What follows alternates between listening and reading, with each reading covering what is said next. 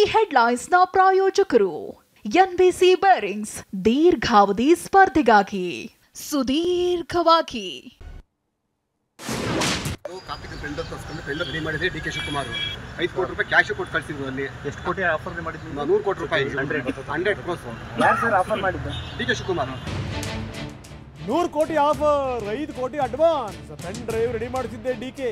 ಖಾಕಿ ಕಸ್ಟಡಿಯಲ್ಲಿ Devaraje Gowda bomb.